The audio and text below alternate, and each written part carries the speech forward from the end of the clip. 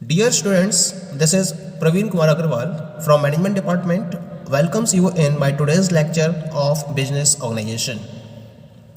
In today's lecture, we will discuss upon the second short-term sources of finance, which is known as factoring. तो आज के lecture में हम discuss करेंगे about the concept of factoring. Factoring या फिर हम इसको रिसीवेबल फैक्टरिंग के नाम से भी जानते हैं या इसको हम डेटर फाइनेंसिंग के नाम से भी जानते हैं. ये कब ओकर होती है? When any of the company buys the debt or invoice from another company, यानी कि जब एक कंपनी दूसरी कंपनी के डेट या इनवॉइस को परचेज करे तो हम इस कॉन्सेप्ट को फैक्टरिंग या डेटर फाइनेंसिंग या रिसीवेबल फैक्टरिंग के नाम से जानते हैं. जब इस टाइप की परचेज को फॉलो किया जाता है तो उसमें क्या होता है, जो अकाउंट्स रिसीवेबल होते हैं इनको डिस्काउंटेड किया जाता है, जिससे कि जो बायर है वो डेट के सेटल होने के बाद एक प्रॉपर प्रॉफिट को अर्न कर सके. प्रॉफिट को अर्न करना भी तो है, जिसने एक कंपनी के डेट्स या इनवॉइस को परचेज किया है उसे प्रॉफिट अर्न करना है. तो प्रॉफिट अर्न करने के लिए क्या करा जाता है, अकाउंट्स रिसीवेबल को एक पर्टिकुलर परसेंटेज से डिस्काउंटेड किया जाता है, और जितने परसेंटेज से डिस्काउंटेड किया जाता है डेट के सेटल होने के बाद वो परसेंटेज डिस्काउंट बायर के लिए प्रॉफिट का काम करता है. It means that factoring transfers the ownership of accounts to another party that then chases up the debt. यानी कि फैक्टरिंग में एक जो कंपनी है वो दूसरी पार्टी को अपने अकाउंट्स की ओनरशिप ट्रांसफ़र कर देती है, और जो दूसरी पार्टी है वो उन डेट को वसूलती है, उनका पीछा करती है और उन पर्टिकुलर डेट को प्रॉपरली सेटल करने का काम करती है. तो हम इस पर्टिकुलर फर्म को फैक्टर का नाम देते हैं. जो पर्टिकुलर पार्टी ओनरशिप ऑफ जो पर्टिकुलर पार्टी अकाउंट्स को परचेज कर रही है या आपके इनवॉइस को परचेज कर रही है, डेट को परचेज कर रही है, उस पार्टी को हम नाम देते हैं फैक्टर का. और ये जो सर्विसेज प्रोवाइड की जा रही है उसकी तरफ से these are known as the factor services. इसका मतलब ये हुआ कि फैक्टरिंग के अंदर जो डेट्स हैं, these debts are relieved by the first party for less than the total amount, providing them with working capital to continue trading. यानी कि फैक्टरिंग में जो पार्टी यानी कि फैक्टर क्या करते हैं, जब आपसे आपके इनवॉइस या डेट को परचेज करते हैं तो इसके बदले में एक पर्टिकुलर अमाउंट आपको पे करते हैं, और ये अमाउंट ऑलमोस्ट 70 to 85% होती है आपके इनवॉइस या डेट के अकॉर्डिंग. तो जितना आप इनवॉइस या डेट उन्हें प्रोवाइड करते हो, उनको सेल करते हो, उसके बदले में 70 से लेकर 85% तक की वो अमाउंट आपको प्रोवाइड कर देते हैं, जिससे आप अपनी वर्किंग कैपिटल को कंटिन्यू कर सको और उसके बेसिस पर अपनी ट्रेडिंग को कंटिन्यू कर सको. तो इसी वजह से ये अमाउंट पे की जाती है.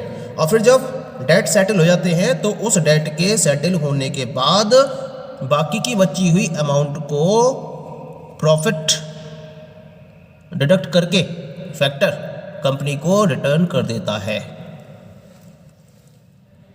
ये तो बात हो गई बायर्स के पॉइंट ऑफ व्यू से. लेकिन जो फैक्टर है वो क्या करता है, जो फैक्टर है या जो बायर है वो डेट को फुल अमाउंट में कवर करने के लिए अपने एफर्ट्स फॉलो करता है और प्रॉफिट को अर्न करता है जब ये फुल्ली पेड कर दिए जाते हैं. इसके लिए क्या करना पड़ता है, आपको फैक्टर को एडिशनल फीस पे करनी होती है, जो एक स्मॉल परसेंटेज के फॉर्म में आपको पे करनी होती है एक बार जब आपका डेट सेटल हो जाता है उसके बाद.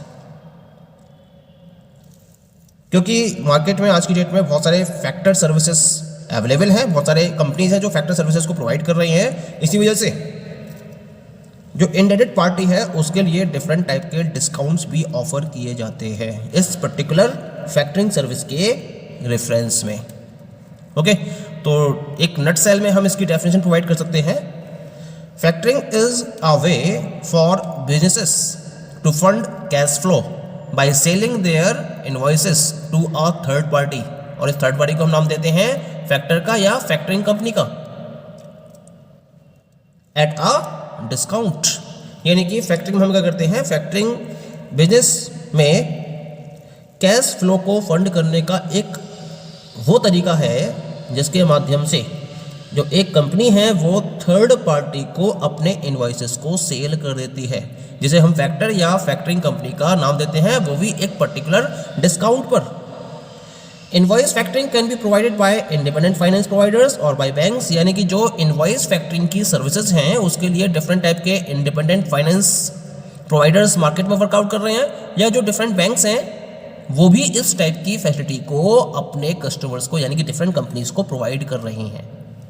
ठीक, now the point is that how it works. Factoring की प्रोसेस किस तरीके से कंटिन्यू होती है, किस तरह से ये अपना काम करते हैं, इसको हम एक शॉर्ट में 3 पॉइंट्स के बेसिस पर समझ लेते हैं। The business client enters into an agreement with the factoring company whereby the company will manage their sales ledger and credit control on an ongoing basis for a fixed period. और ये जो time period होता है contract का, ये typically 24 months तक के लिए होता है, इससे ज़्यादा के लिए ये एक्सटेंड नहीं करता है। यानी कि पहले स्टेप में क्या होता है, जो बिजनेस क्लाइंट हैं वो फैक्टरिंग कंपनी के साथ में एक एग्रीमेंट को फॉलो करते हैं, एग्रीमेंट में एंटर होते हैं। इसके अकॉर्डिंग ये जो फैक्टरिंग कंपनी है वो कंपनी के कंप्लीट सेल्स लेजर और उसके क्रेडिट कंट्रोल को फॉलो करेगी फिक्स्ड पीरियड, एक पर्टिकुलर फिक्स्ड पीरियड के टाइम तक। यानी जितने भी क्रेडिट्स को फॉलो किया जाएगा कंपनी की तरफ से, उनको मैनेज करने का और उनको कंट्रोल करने का कंप्लीट राइट उस फैक्टर कंपनी के पास रहता है। और ये जो एग्रीमेंट होता है वो टिपिकली 24 मंथ्स तक के लिए होता है। हालांकि 1 साल से कम के लिए कंपनीज इस एग्रीमेंट को साइन करती है, लेकिन ये मैक्सिमम 24 मंथ तक एक्सटेंड कर सकता है। ठीक है, सेकेंड प्रोसेस क्या होता है, इसके बदले में जो फैक्टरिंग कंपनी है वो अपने बिजनेस क्लाइंट को एक पर्टिकुलर फंड इनवॉइस प्रोवाइड करने के तुरंत बाद अवेलेबल करा देती है, और ये टिपिकली 70 to 85% तक होता है। जैसे मैंने आपसे पहले भी डिस्कस किया था कि 70 से लेकर 85% तक इनवॉइस का जो फंड होता है वो फैक्टरिंग कंपनी की तरफ से अपने क्लाइंट को दे दिया जाता है। ठीक है, जैसे कि वो अपनी वर्किंग कैपिटल के अकॉर्डिंग अपने ट्रेडिंग को कंटिन्यू कर सके, वर्किंग कैपिटल उनके पास प्रॉपर्ली अरेंज हो सके, इसी वजह से ये अमाउंट उनको पे कर दी जाती है।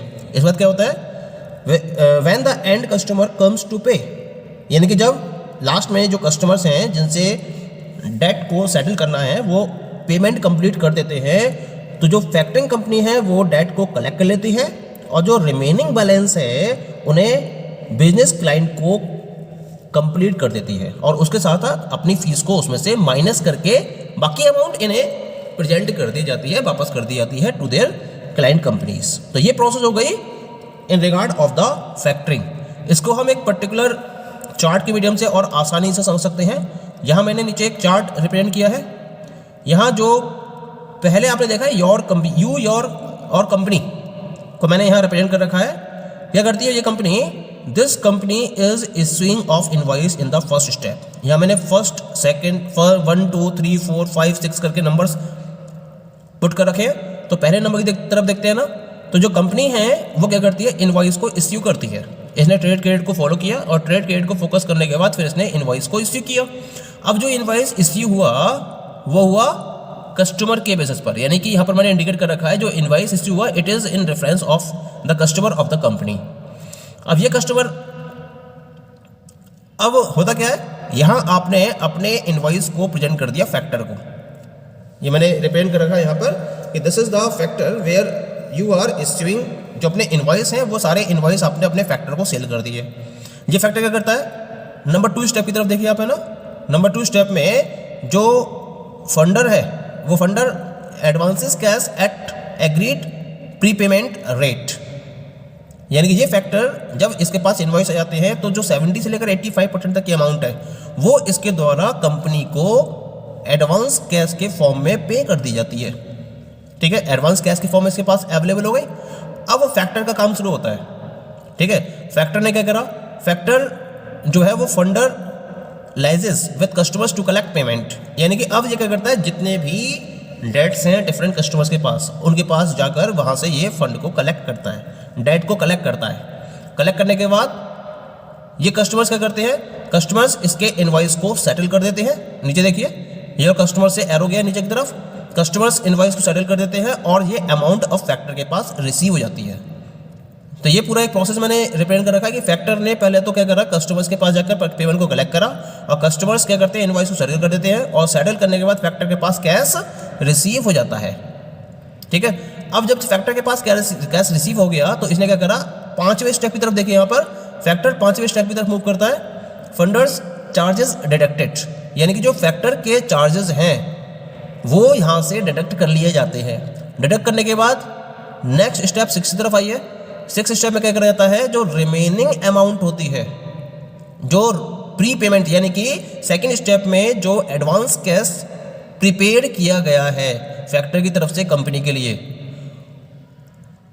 उसको माइनस करते हुए और उसके साथ साथ फंड के चार्जेस को माइनस करते हुए बाकी का जो बचा हुआ पेमेंट होता है वो कंपनी को हैंडेड ओवर कर दिया जाता है। तो हम इस पर्टिकुलर कॉन्सेप्ट को नाम देते हैं फैक्टरिंग कॉन्सेप्ट।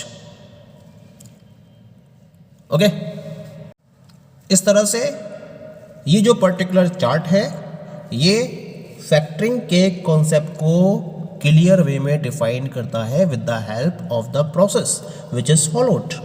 यहाँ मैंने स्टेप वाइज इसको रिप्रेजेंट किया है, तो इस स्टेप वाइज रिप्रेजेंटेशन से हमें ये क्लियर हो जाता है कि किस तरीके से फैक्टर्स अपनी सर्विसेज को डिफरेंट बिजनेसेस को प्रोवाइड करते हैं और किस तरीके से जो कंपनी है वो इन फैक्टरिंग के कॉन्सेप्ट के बेसिस पर शॉर्ट टर्म में फंड को रेज कर सकती है। Okay, thank you.